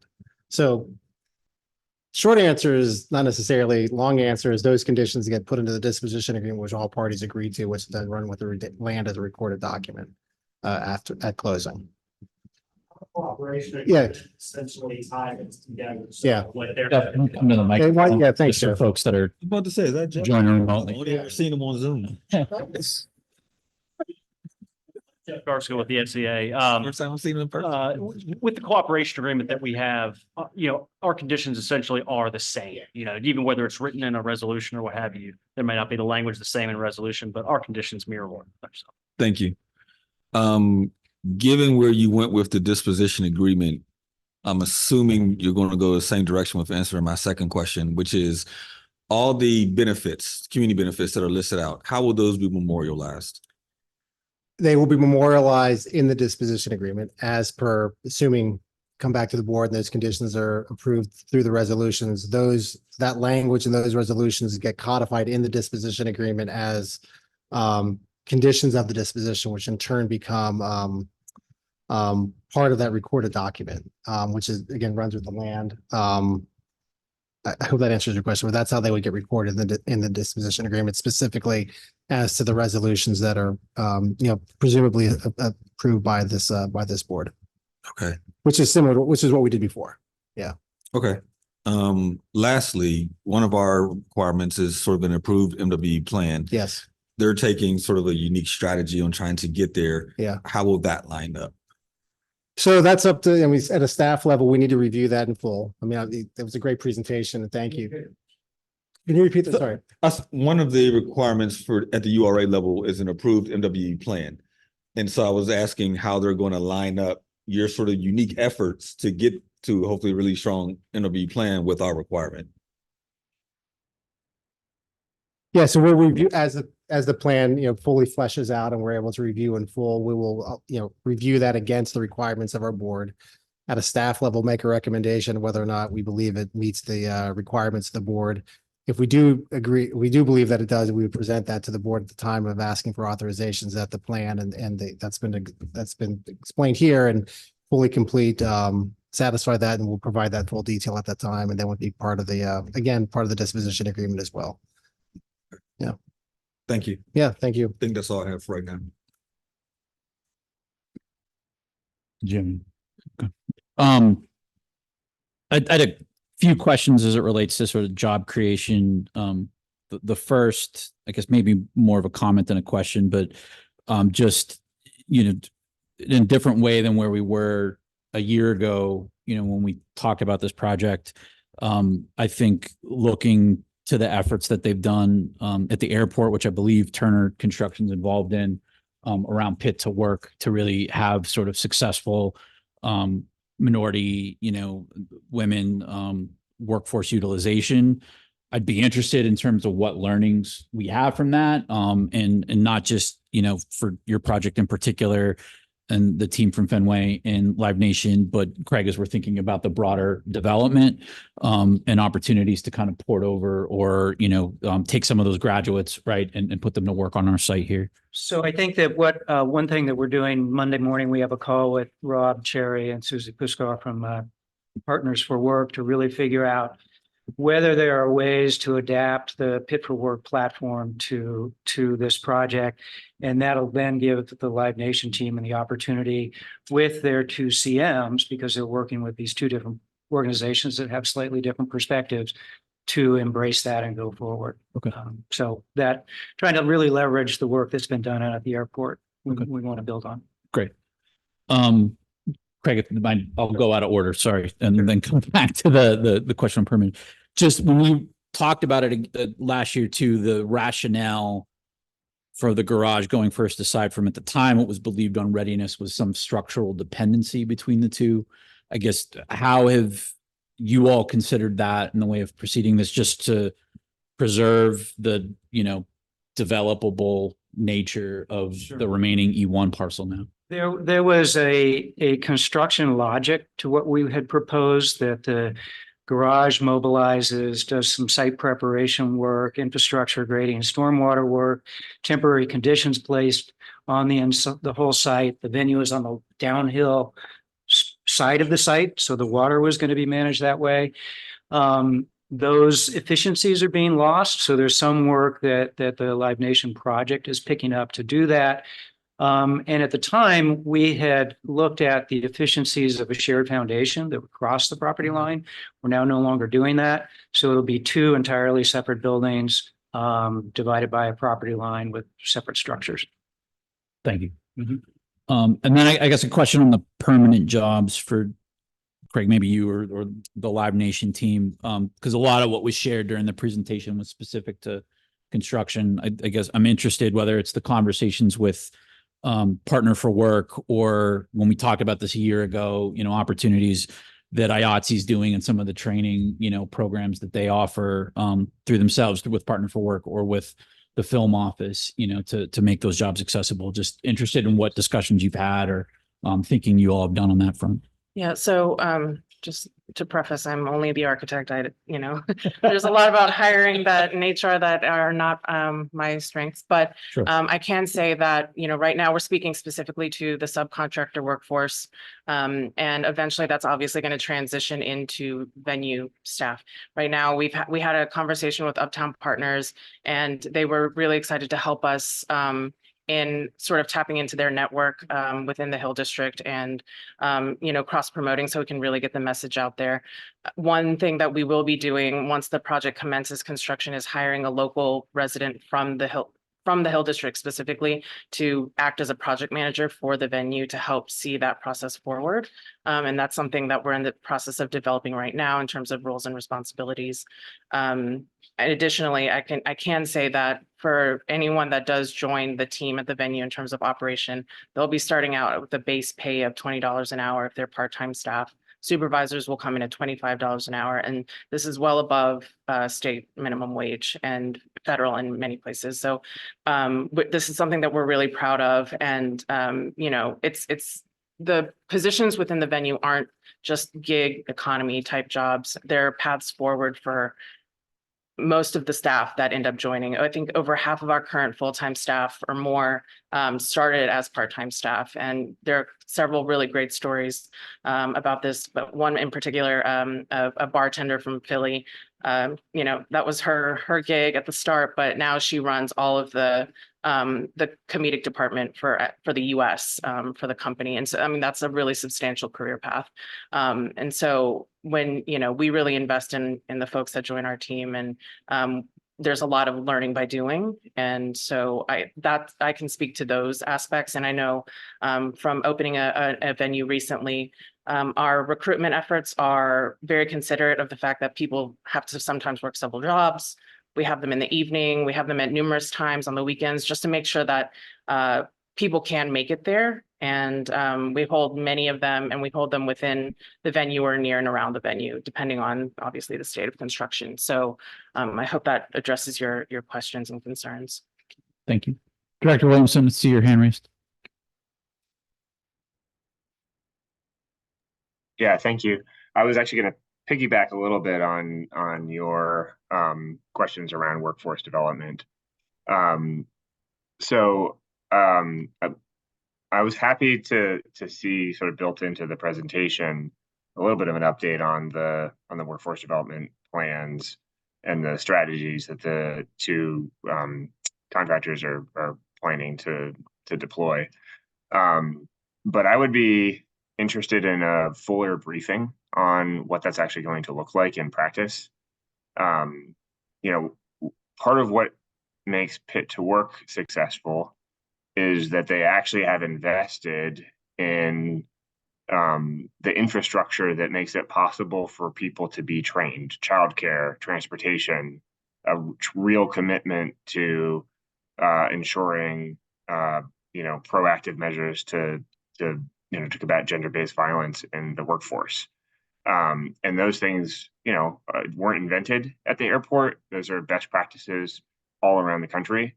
But part of the reason that Pit to Work is like literally the I think, first and still only successful example we have in Pittsburgh and Allegheny County of actually meeting some of our workforce diversity goals in the construction industry, is that they invested early in that social infrastructure. And if this development team doesn't make similar investments in the Lower Hill, then we should not frankly expect to meet any of those goals that you guys have committed to. And so far, the track record in attempting to meet the goals or putting effort into it is pretty good. The track record in the F&B building for actually meeting the goals is not good. I think last numbers we saw was 2 or 3% of women on the construction workers on the site, and significantly less than whatever the goal was for black workers. So like the front end briefing and commitment to the goals is great to see. I'm happy to hear you're meeting with Partner for Work. But I personally would appreciate a kind of deeper dive into what you're actually going to do and ongoing updates, so that we can collectively ensure that this time around, and for the rest of the Lower Hill developments, these goals are actually met, and you all are putting the investments in to the programs that are actually going to realistically be necessary to make sure that they're met.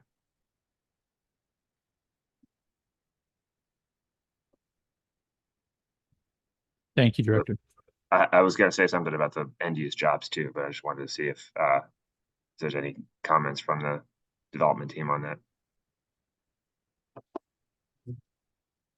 Yeah, appreciate the feedback there, Member Wilson. I think a kind of look back as the project team starts to wrap up FNB over the next 6 months, and lessons learned, how we collectively go about engaging a targeted community for workforce opportunities, the efforts that have succeeded, the efforts that haven't, and the ability to replicate or improve upon that is going to be some really valuable conversations over the next 4 or 6 months. Some of it is about scale and being able to build a platform, $1.5 billion project out of the airport with episodic private projects here are different. But there's things that we can find to collaborate and collectively engage regional resources to achieve and succeed. Yeah, I think that's probably the only way that it's going to be able to actually be executed. Although I would sort of push back on the 4 to 6 months, because if you're learning over the course of 4 to 6 months and hoping to start construction in 6 months, you're not going to meet the goals. You need to be learning over the course of the next 4 to 6 weeks, and then implementing what you learn months before you put shovel to the ground. Yeah, fair enough. Understood.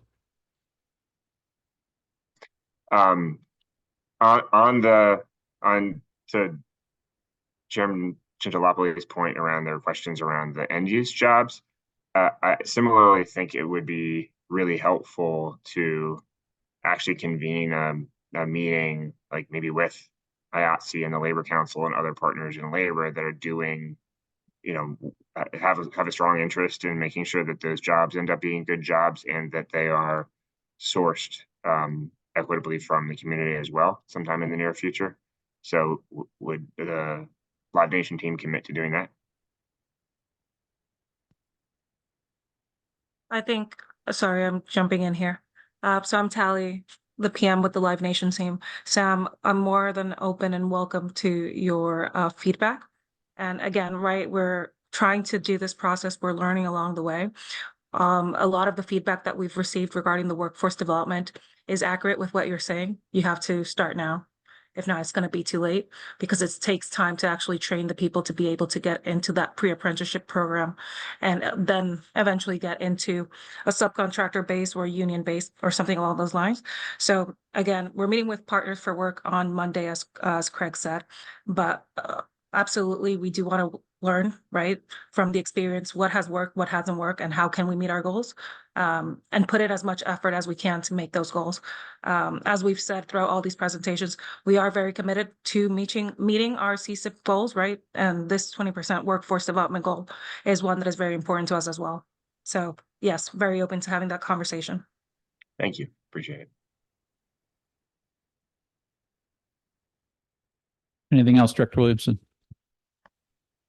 No, thank you.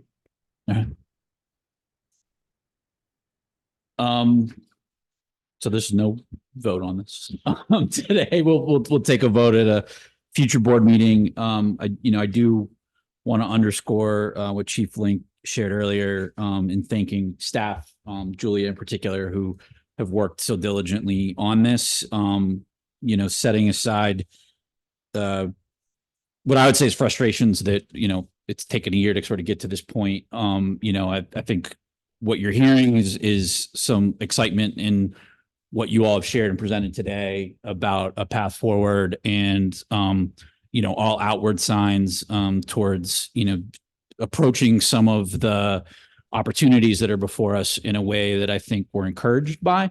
But, I do want to also make sure that we're honest about the time that's elapsed and, the opportunity that we've missed. So it just underscores, and I think makes it all more important that we're able to advance this in the right way. So I appreciate your all's willingness to do that and engage in those conversations. Seeing you at a future board meeting soon to hear some updates and then I hopefully advance the project forward. So if there's no other comments or questions from board members, I'll entertain a motion to adjourn. Do we have a second? Second. All right, we are adjourned. Thank you all.